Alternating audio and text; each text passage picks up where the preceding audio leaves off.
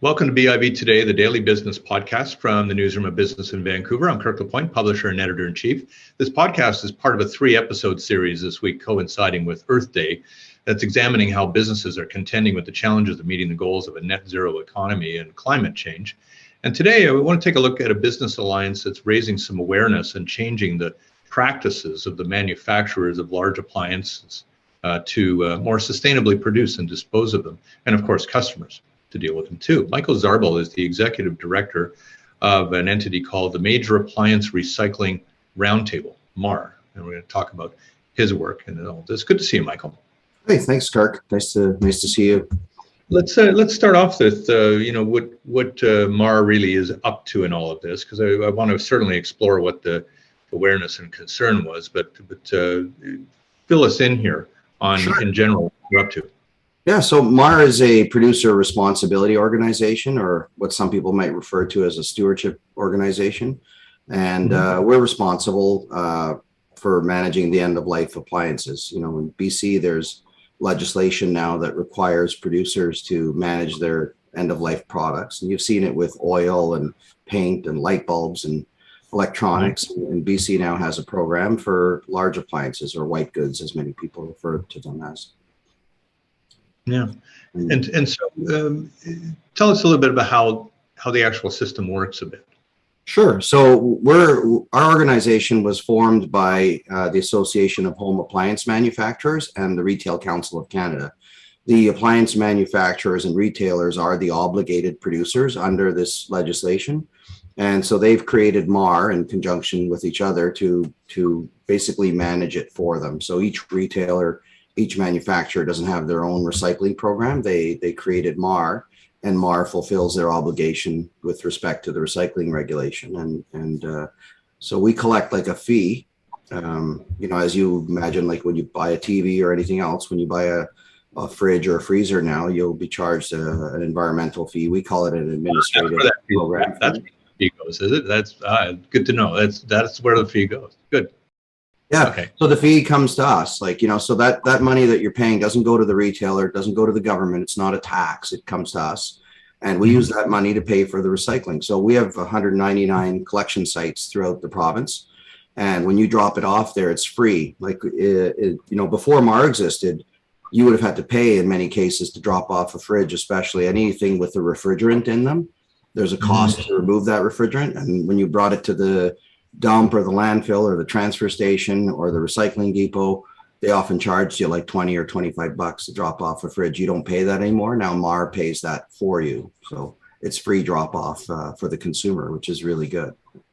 How did all the standards come into place to make sure that really we're dealing with, first of all, some safety for people in all of this, because some of the, ozone depletion is not exactly safe to handle, and those types of things. How did the standards get created?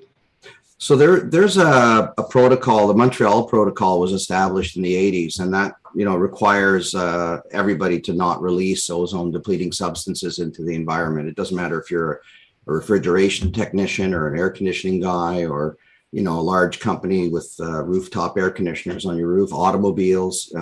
And you probably remember, I'm old enough to remember when they stopped using CFCs in spray cans and spray paint and things like that. It was used in a lot of places, mostly as a blowing agent. That's why the spray paints had it as well. So the CFCs are no longer in use. They haven't been in use since the Montreal Protocol. And they've switched over to HFCs, or hydrofluorocarbons. I don't want to get too technical because it'll make everything too boring, but the HFCs are a lot less, they are no longer ozone depleting substances, but they still have a high greenhouse warming potential. But even that, the old gases they used to use 30 years ago had over 10,000 times more global warming potential than carbon. And now the gases that they use are down to 1,400. And actually, as of this year, in Canada and the US, we've stopped using HFCs even, and they've switched to like a butane-based gas in the refrigerant systems. And those ones have a global warming potential of 3 versus 1,400 versus 10,000. So from that perspective, they've done a really, really good job. They're no longer using, the manufacturers are no longer using ozone depleting substances for refrigerant. And the ones that they are using are even really low global warming potential. So a lot of this innovation is driven by people that want to see and care about the environment and want improvements, and that's driving it, right? You say you're old enough to remember when CFCs were being used. I'm old enough to remember covering the Montreal Environmental Conference that created the Montreal Protocols. Wow. But I want to ask, the one thing that still worries me a lot is scrap metal, like where all of that goes. And so what does MARR do to make sure that gets properly recycled? So all the MARR collection sites, when they take your appliances in after the refrigerant is removed, the metal can then be recycled, and they go to metal recyclers. We have many metal recyclers that are MARR collectors. So first of all, every MARR collector has to sign the MARR standards. Like we have our processing standard that they have to follow. You mentioned safety before. They have to be like a certified site. Like they can't be a non-approved site. Like in Metro Vancouver, you have to be licensed to run a scrap yard or anything like that. So they have to have WCB coverage. They have to, follow the safety rules. They have to use safety equipment. So there's all these standards, and they have to recycle the metal and the appliances in an environmentally sound manner. And they actually tell us where they bring the metal to, which scrap metal recycler they bring it to. And we make sure that those guys are all part of the MARR processing standard as well. So most of the metal recycling organizations, the reputable ones in the province, are all part of the MARR processing standard. And you'll see their MARR sign when you go into that site. Usually at the scale house, there'll be a MARR sign saying that they're signed on to our processing standard. You use the term reputable. Are there a fair number still of non-reputable people in this place? I really couldn't say. I know, I don't want to slag anybody, and I don't want to say if you're not a MARR metal recycler that you're not doing it right. But, there was, like everybody, we always hear rumors like, are they really collecting the gas? Are they just cutting the lines and releasing it? What are they doing with the stuff? And so, all I can speak to is the MARR sites are all part of this standard. They all have to collect the gas. They actually, once they collect the gas and they bring these tanks with whether it's the ozone depleting substance or even if it's just the hydrofluorocarbons that are like a greenhouse gas that are used for refrigerants, they collect them and then they bring them back to a place that either recycles that gas or destroys it. So there's a way that you can destroy these CFC gases with like it's a high heat incineration, and that actually separates the molecules. And when you separate the chlorine and the fluorine molecules, they're no longer harmful to the ozone layer. So basically, they have to prove that they brought it back to a facility. And there's a number of refrigerant processing wholesalers in the province where they bring it to, and they get a receipt from the wholesaler and every tank has a serial number on it. So all of these tanks are registered. When they bring them back, they get a receipt saying that tank ABC was brought back on April 5th. And then they provide us with that documentation to prove that it was brought back to a wholesaler. And then those wholesalers are all part of a national program. It's called a Refrigerant Management Corporation or something, RMC it's called. And they're managed by the actual producers of the refrigerant. So they make sure it gets properly recycled and disposed of. So these are great details. What kind of volume are we talking about here every year? We did about last year, I think we did around 120,000 fridges and probably about 40 or 50,000 freezers. So we're talking like a couple 100,000 units. And, each unit has a few ounces of gas in them. I don't have it off the top of my head what the exact amount of kilograms of gas that we collected last year, but you could probably find it in our annual report. I just don't remember the number off the top of my head. I think we report on that. We're into the weeds a little bit. I want to make sure that we get broad brushstrokes of all of this, Michael, because it's very important work.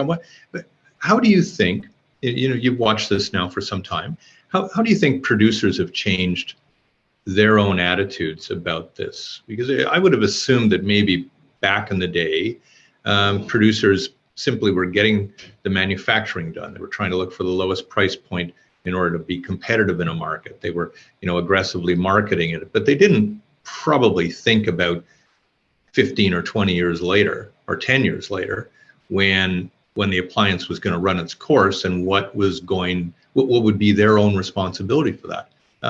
Have they changed their behavior considerably? Hundredfold. I mean, it's like night and day. Like, initially when these extended producer responsibility programs were being created in Europe and in North America, we've had them in BC now for 30 years. Like, we started with tires and bottles and things like that. But, MARR's been around for 10 years now.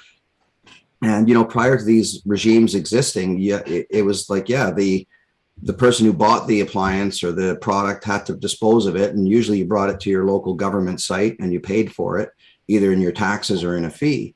Now that the onus is being put back on the producers, whether it's large appliances, small appliances, paint, all these things are having to be now produced in an environmentally friendly manner. Like, they're not only is it because they're paying the cost, but it's just being demanded by the public. I mean, the public nowadays wants products that are good for the environment. And if they can't be, they're expecting them to be, properly managed. And I think it's, a lot of people talk about greenwashing and how producers are just greenwashing. And I don't see it that way. Having worked in the recycling and waste industry for like 11 years now, I used to work for Waste Management, the largest, garbage and recycling company in the world. And I also was the director of operations for Recycle BC, which is our blue box program in the province of BC. And I ran that before taking over MARR 5 years ago. And all these producer responsibility organizations are recycling the product. And I think that's important for me to get that message out, not just for MARR's sake, but for all of the stewards in the province, because there's a lot of bad press where, someone will film a bundle of plastic that ends up going to landfill or something like that. And they just assume it's all of our recycling. And oftentimes those one-off cases are not product being managed by the stewards. The product being managed by the stewards is being sent to landfill. Is not being sent to landfill. It's being managed in an environmentally sound manner. And the government monitors us. Like we submit a plan every 5 years. Every year we have to publish an annual report and we have to demonstrate that we're managing it. And we have, we set targets for ourselves that we have to meet. And, and the government, we're also subjected to third-party audits. So we have an accounting firm that comes in and audits us every year. They audit our financials, but they also audit the numbers that we're claiming. If I say I recovered these many fridges and I have 199 sites in the province, they actually audit all those things to make sure that we're actually telling the truth. So, yeah. That's a fair amount of oversight. What I wonder, and do you have in your mind a sense of how successful a program like MARR is in capturing the appliances that need to be recycled? Do you have even a guess on what that might be? We did studies in the past, and it's knowing how much is out there to collect is the problem. We know what we've collected. And we report on that every year on, we have 17 product categories and we report, on how many fridges we collected, how many stoves. You can see the pictures up there behind me, oven range hoods and dishwashers and everything. We report by category what we collect. But the question is, how many of them were out there to collect? And so we do surveys every year. We do an annual survey where we survey a statistically valid number of people in the province, and we ask a number of questions in these surveys. But one of them is, did you have a large appliance to recycle this year? So based on that, we can, it's a large assumption, but we can make an assumption on how many appliances are available. If 20% of the respondents say they recycled or got rid of not even recycle, just we asked them if they got rid of one or had one to get rid of. So it gives us an idea of how many, and we can estimate what our capture rate is, if you will, because we know we sell roughly 1.2 million of large appliances in the province every year. That number fluctuates, but it's around that number, 1.2 million. And so we know how many we sell. We know potentially how many we're we're going back based on our survey, and then we can estimate what our capture rate is of those. And it's quite high. We're in the 90s, 90 percentile. Yeah. So, but again, it's not an exact number. It's an assumption that we have to make because it's you don't know because it's different than like a can of Coke or something where you buy a can of Coke and usually within a couple of weeks you've drunk it and brought it back to the recycling depot. There's a quicker turnover in, a cereal box and things like that. Whereas large appliances last from 10 to 25 years, depending, and so the washing machine I had installed today in my house, I don't know when it's going to die and have to be returned. So you really don't know when, how many appliances are ready to be landfilled or recycled every year, how many get landfilled, how many don't. But I can tell you this, we do waste audits. We do audits in conjunction with the Stewardship Association of BC, which we belong to. It's all the stewards in the province, and we have an association of our own, and we pay companies to do waste audits for us, and so that we can see if any of our product is ending up in the landfill. And MARR product, because they're so large and because they're metal and there's a value in that metal, there's never a large appliance in going into the garbage. And even when people show up at the landfill, they don't throw it in the landfill. They, you show up and that's why I always say, well, when you bring it to the landfill, but I want to clarify that we're not actually burying it in the landfill. A lot of landfills in the province of BC take stewarded product as well and separate them. And so if you show up at the Kelowna landfill, you're not, or the Vancouver landfill, you're not throwing it in the ground. They send you to the metal pile and then they have it managed there. So, exactly. I mean, and I imagine that as a lot more appliances become internet based, right? That you'll be able to track where they are and when they're due to get recycled. A couple of other things before we conclude. I wonder, in looking at this as you have, where did the push most come from in order to succeed here? Did it come from government? Did it come from industry? Or did it come from the ground up, from people? I think it comes from the people, which then causes the government to put in legislation. I think you're seeing that now. The current list of products that the province of BC is looking at regulating, I think mattresses is the next one. And we've all driven around the alleys in Vancouver and see mattresses everywhere, because right now you've got to pay whatever it is, $20 to get rid of a mattress, and nobody wants to pay it. So they dump it in the alley. So now you've got mattresses all over the place. And so it usually comes from that type of push. With MARR, I think it came because the public was having to pay $25 to get the appliances drained of the refrigerant. And that's where that push came from. So it usually comes from the push from the public, and then the government reacts and passes legislation requiring it to happen. But I must say that in that case, yes, but the producers of the appliances have been making the appliances more environmentally friendly on their own for decades now. They've been making them more energy efficient. A washing machine and a dishwasher use a fraction of the water that they used to use. They use you all see the Guide sticker on your fridge when you buy it now, and they all come. I just peeled the sticker off the washing machine I had delivered today. It's funny. We were having this interview and I had a washing machine delivered to my house today, and I had to peel off that Guide sticker, and and they're proud of it. They're using less harmful materials. They're using less water, less electricity. And they're using refrigerants that are not as harmful to the environment. And that all happened without EPR. So EPR may accelerate it, but the producers were already going there on their own. I think because of the public demand for environmental and green practices nowadays, look what's happening all over the world with the Canada Plastics Pact and Ellen MacArthur Foundation, all these organizations. You see now the producers are getting involved, and they're making plastic containers and plastics that are environmentally friendly, and they're demanding the use of recycled content and all that. So it's a whole green wave that's coming, and I think the manufacturers and the retailers have already been riding that wave, and I think they know that to do business certainly in Western countries and North America, that it's expected of them to do what they can. I mean, I certainly notice now that when I go to shop for an appliance, one of the things that gets pitched to me is its environmental footprint. It's not simply price point or speed or whatever. It's that. Last issue. One thing that we're looking at Business in Vancouver in the print edition this week, and that we're asking in this series of podcasts, is about optimism. And you talk very passionately about your role, and I want to ask whether you're really optimistic that we're going to be able to do this, that we can meet our targets and our goals of trying to get to that net zero economy and reach some of the goals that we've set out for ourselves as a country with climate change. That's a really tough question, and I'm confident. I think we have to be.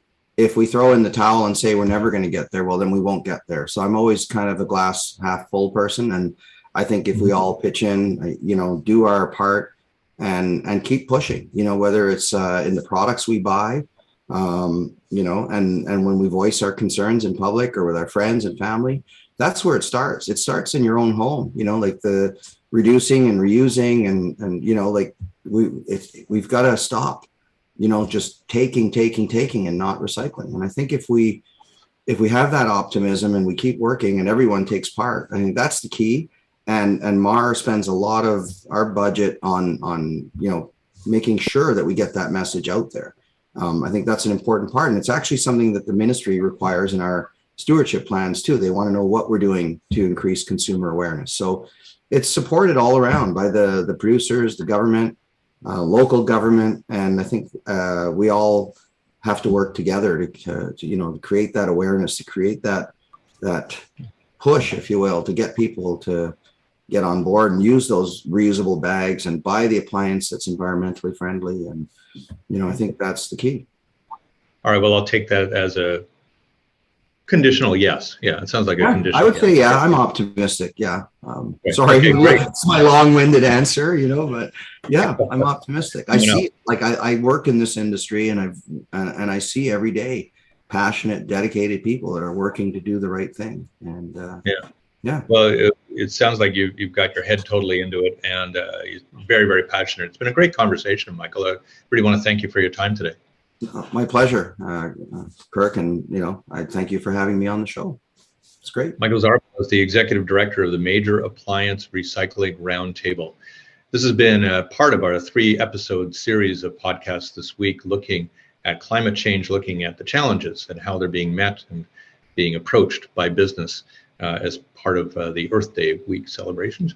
I'm Kirk LaPointe, publisher and editor-in-chief of Business in Vancouver. Thanks for watching.